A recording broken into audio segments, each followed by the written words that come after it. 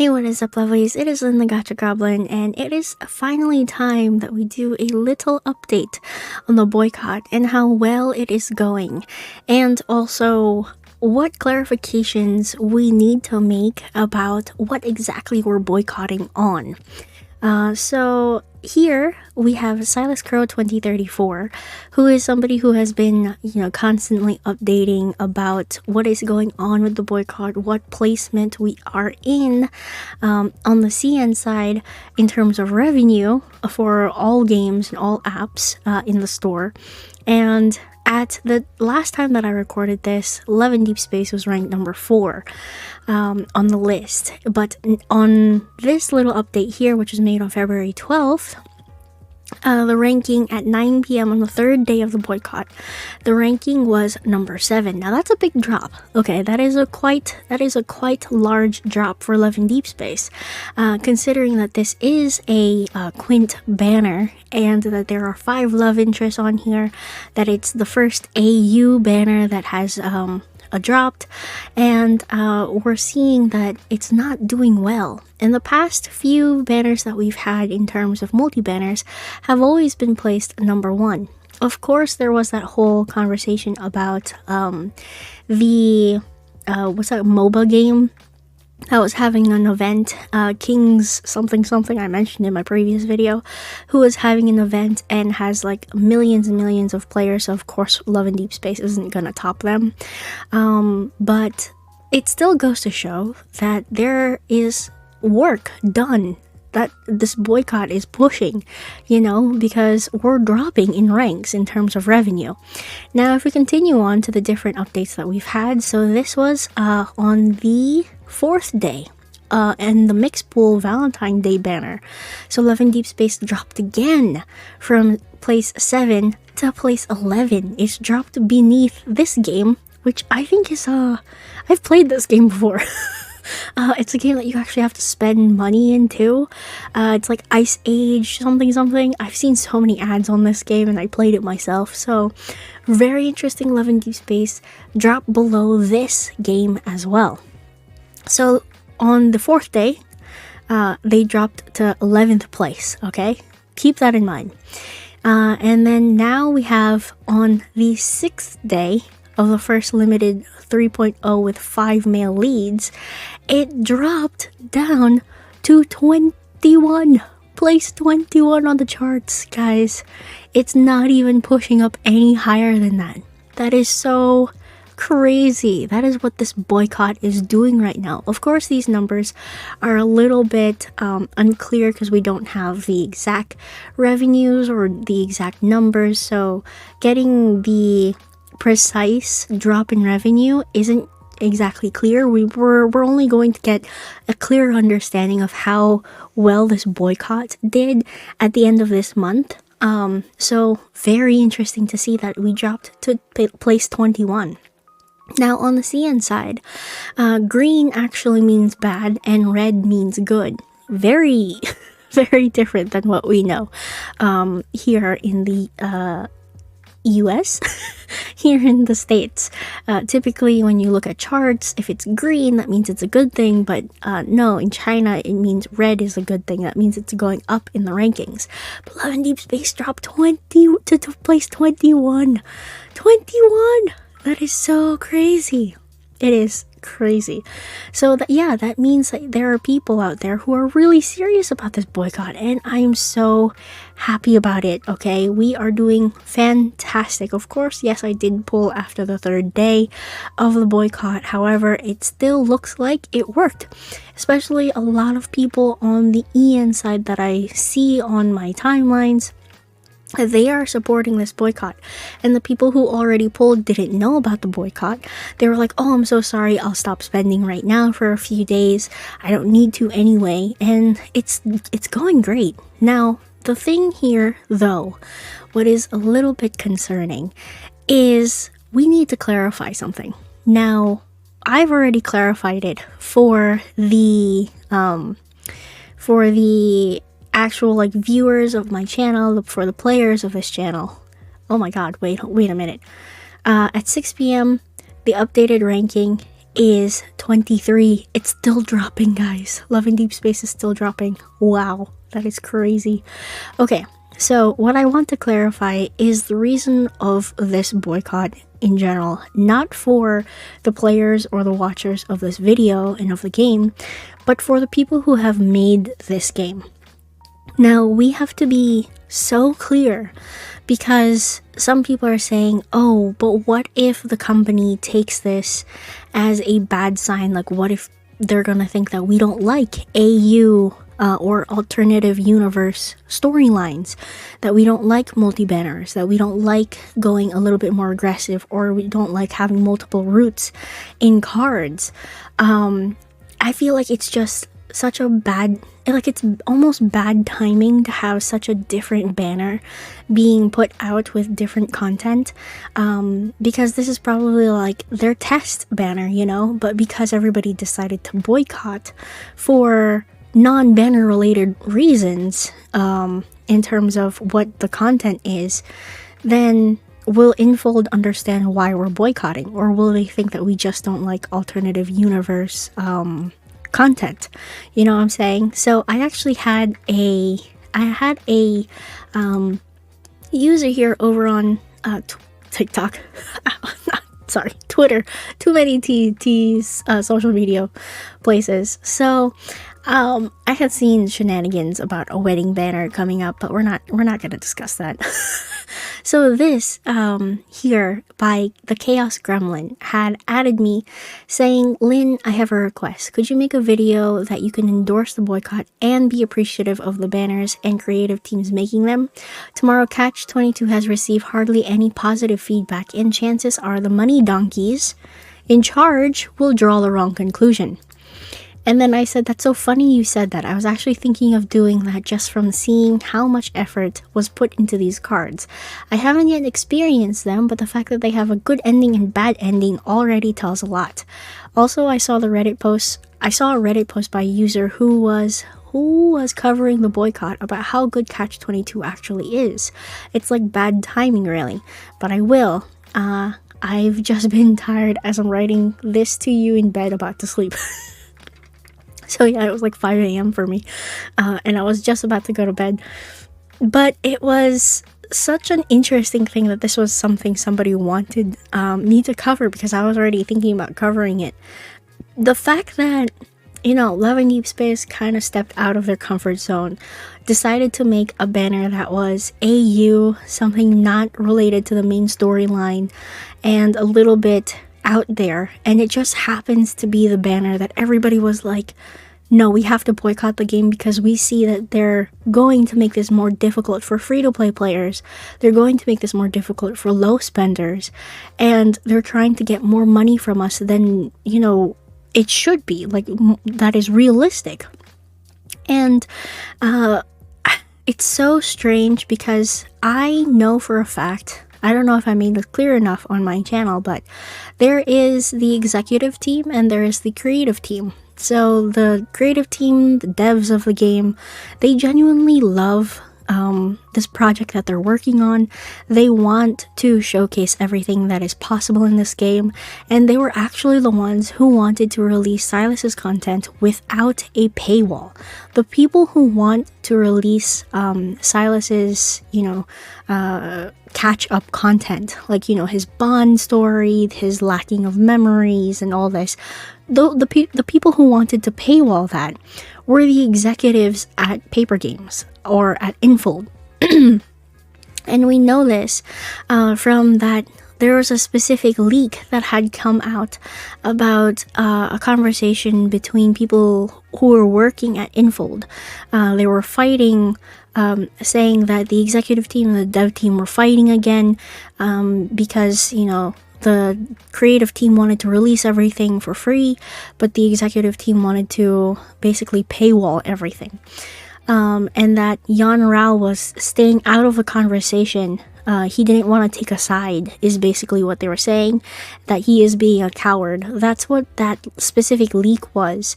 Of course, we still don't know whether or not that leak was verified.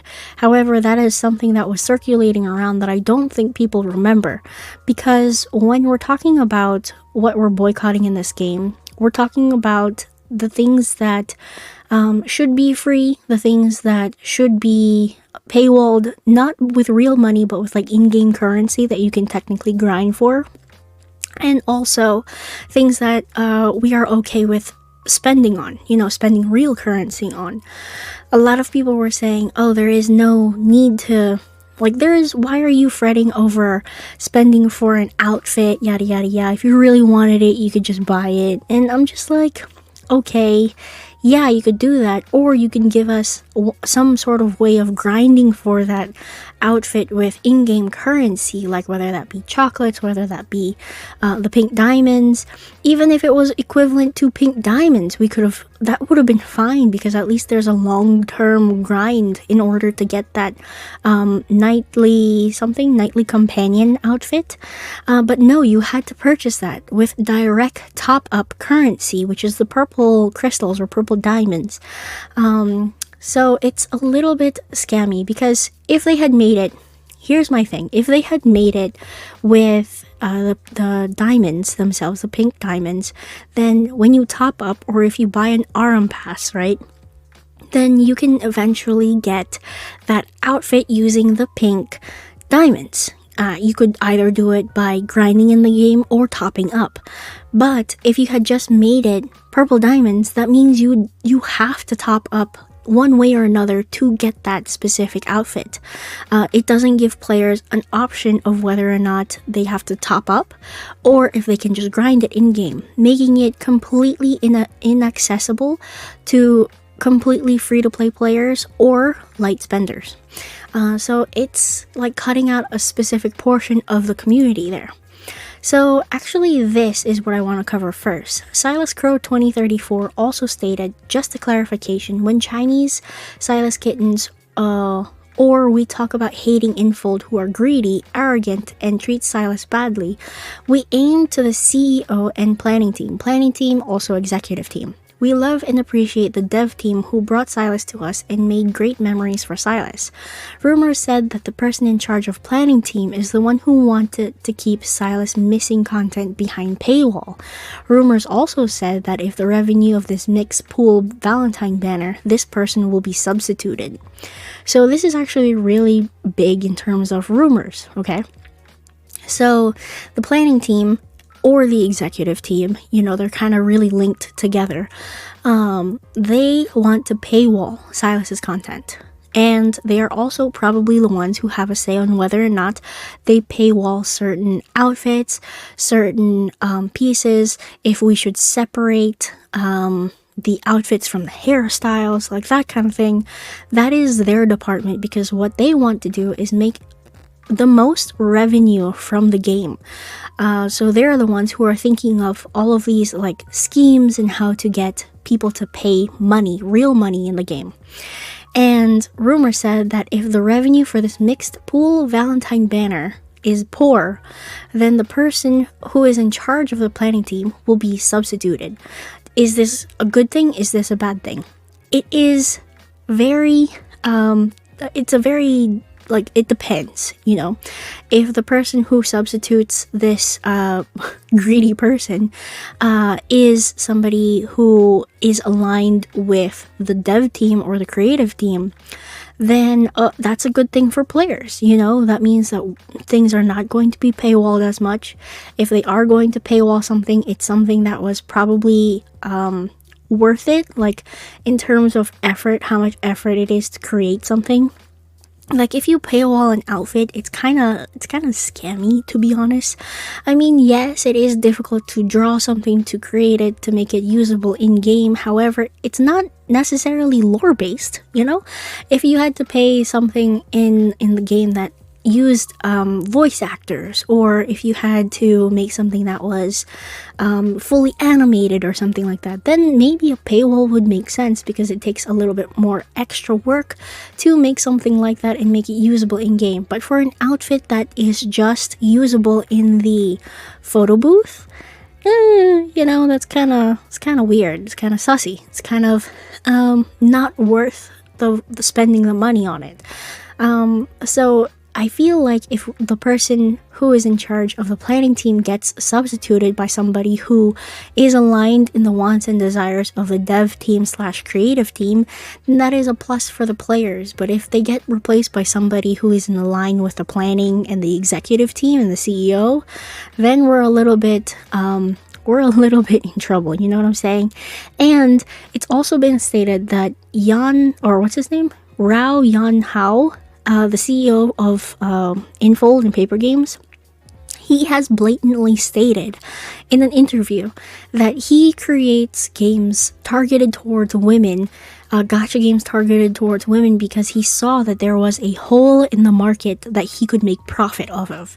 So he doesn't really care about whether or not he's making games that touch people's hearts or that people care about because he cares about the people. No, he's making it because he wants to make money. Okay, he wants to make money, and this was explicitly said by him in an interview. Okay, he said it himself. Those are the words out of his mouth, not word by word, but very close. Rumors said that the dev team and planning team had conflicts over the release of missing Silas content because the dev team wants to release that. Wants to release all of the content that is missing for Silas. Now, let's just think about this, okay? There is missing content for Silas, and now that Caleb has been released, there's missing content for Caleb. Now, yes, the amount of runtime that both of these characters have had in the game is vastly different. However, because they were released with content that is missing in terms of their base content, Caleb should be included in this conversation. Will it kind of be unfair for the Silas girlies who had to wait a very long time before justice was served for Silas, and then suddenly justice is served for Caleb? Yes, however, it's going to at least set a standard for any future love interest that is going to be added into the game, that they're going to be released with the proper amount of base content. I feel like that is something that people should just get over. You shouldn't really complain about that because Caleb is still going to have less cards than Silas because, of course, Caleb came out later. But that is a whole different conversation for a different video. But let's talk about this. I attached here a photo that is rumored to be a part of a conversation of dev team when Silas was leaked in June. They call Silas this, which affectionately means our dear crow, and all of them show hate towards the people who leaked Silas. Oh, this is so interesting. Okay, so this is the supposed leak of the content, or of the conversation based around the content leak, like the video leak of Silas back in June. Now, translated, this says, the conditioning is really not good. It's so uncomfortable. TT's like crying face. We crows. There should have been a particularly good publicity warm-up foundation which attracted everyone's attention. Ooh, this is interesting. I really hate it. It has been broken all afternoon. Oh, I think it has been leaked all afternoon. What is this? The question, I want to kill all of them. Something, and this is too blurry. I can't read what this says explicitly. But this is very interesting. This specific line here is the part that kind of interests me the most. If this is a conversation within the dev team, there should have been particularly good publicity warm-up foundation, which attracted everyone's attention. This is basically them saying we should have had better marketing for Love in Deepspace. Or rather, specifically, we should have had better marketing, better publicity, for like teasers for Silas to be released. Also, what is very interesting about this little blurb here is this. All of them show hate towards the people who leaked Silas. This is specifically the dev team. Now, again, I've stated this in the previous video. I have like a theory that's kind of like, what if because the revenue of Love in Deepspace wasn't as high as it is now prior to Silas's release, right? What if Infold themselves were the people who leaked the teaser? And what if, again, no proof, I have no proof, But what if the people from the planning / executive team were the ones who leaked the Silas content? Guys, that is crazy. That is crazy. They leak the Silas's content so that way people will see it right away and be like, oh, I have to download the game. Then when Silas was released, that's when their revenue increased drastically. And yet Silas is still not. And then what if they saw the increase in revenue and they were like, okay, let's continue to put all of Silas's content behind a paywall so that way we can still make bank off of this. Dude, what if that's what happened in the planning team / executive team? That would be crazy. Again, no proof. These are just theories of mine, hack theories of mine, and that is why the dev team is so aggressive about wanting to release Silas content. That is crazy. Hopefully that makes sense. If that is true, that's like a freaking drama right there. Like a Korean drama. But yeah, so this is that little conversation here. And then there's this, an early white day for the Tomorrow's Catch-22 banner. This was written by Lady in Glitter and Gold. Now, Lady in Glitter and Gold has been keeping up to date with the boycott on the unofficial subreddit, okay?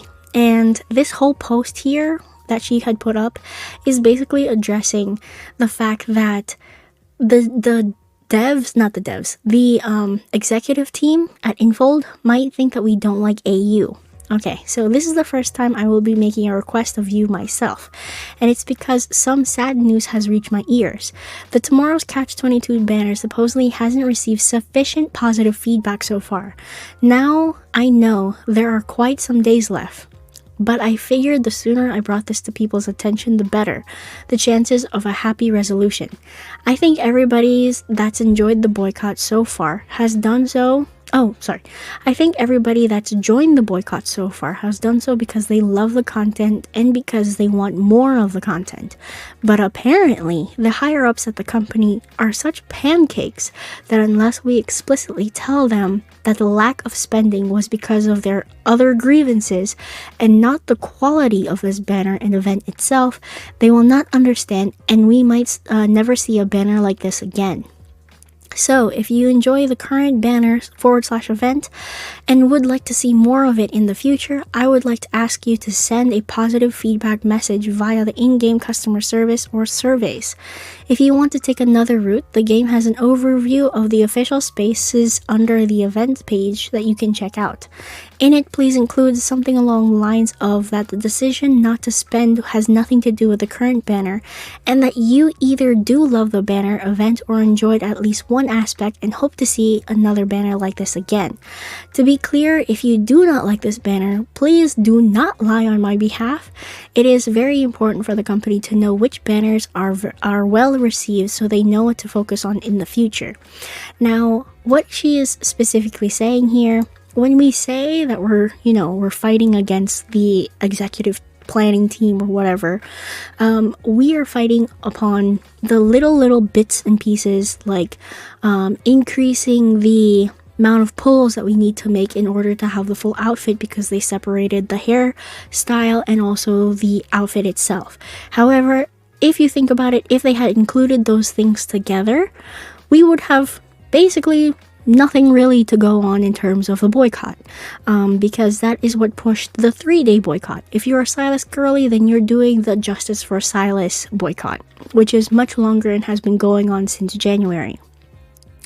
But in terms of this particular banner, what we were fighting for was that separation of outfits, was also for the paywalled outfit for the MC, and the fact that you can't use it anywhere else except the photo booth, and that is basically what we were fighting against. However, if Infold doesn't know that, or if they don't understand that, the executives of the team, by the way, we're talking about, then they're going to think that we don't like AU banners, okay? That we don't like cards that have multiple endings in them, cards that are longer than 30 minutes, because typically these banners the cards that we experience are only 30 to 40 minutes depending on how fast you read. But these cards were an hour long. Some of them were an hour 15. And it also had multiple endings, and your choices actually mattered in this card, which is something completely different than any of other aspect in this game, whether that be main story or whether that be on the like story branches or different memories in the game.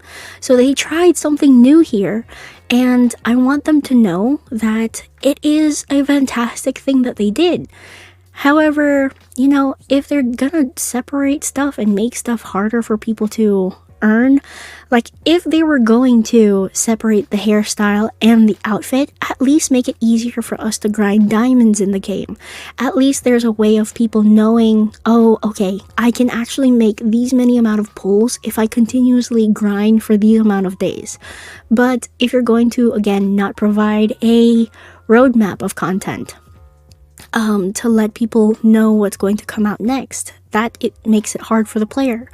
If you're not going to make it easier for us to grind materials, to level up cards, that is also very difficult, especially for somebody who's a free-to-play who doesn't have the extended amount of stamina.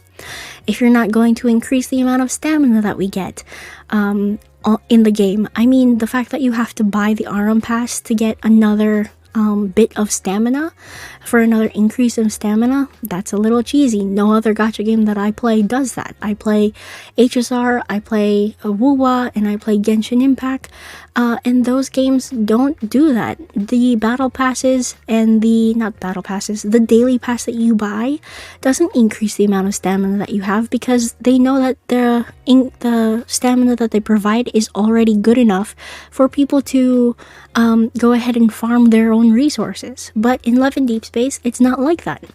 So there are a lot of things in this game that we are fighting for that need to be fixed, that we're still hoping one day it will be fixed. But I don't know, guys. I really don't know. Like, I like the content in this banner.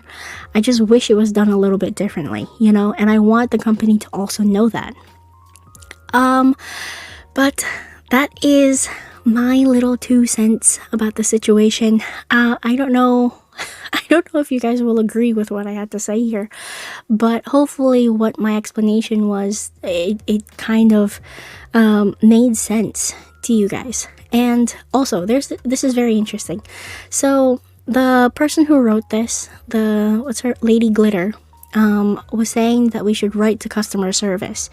And yes, I will write to customer service that I do like this banner, because I want them to know that I genuinely do like the content that is provided, and that the risk into alternative universes is very fun. But this person here says, as a person who has worked in customer service, please don't do this. It will flood them with tickets, and that means longer wait time for those who actually need assistance. Most companies don't even have a system in place to forward positive feedback to management, because it isn't an issue. I think the surveys matter more if you really want to give them feedback. And then Yui something. Nah, tickets are sorted by category, and suggestions are pretty much lowest priority. So I shouldn't take away your resources from revolving bug tickets or issue tickets. So yes, you can still put positive feedback in the customer service or survey, basically what they're saying. So that basically negated that little comment there, and I hope that made sense. Okay, that is pretty much it. I know this video was a little bit of a longer one. However, I felt like this was a pretty sufficient update on the situation, update on how well the boycott is doing so far. I am very interested in knowing what the gacha revenue is going to be at the end of this month. So we're definitely going to see that. We had been placed top 3 for the past few months already, which is very, very crazy. I want to know what this month's going to be next month on the 1st. But yeah, that is pretty much it. Thank you all so much for your support and your understanding, and hopefully if you need anything clarified, comment down below and I'll try to get to you if you do have a question. Anyway, thank you all so much for watching. I am Lynn, the Gacha Goblin, and I will see you lovelies in the next video. Bye bye now.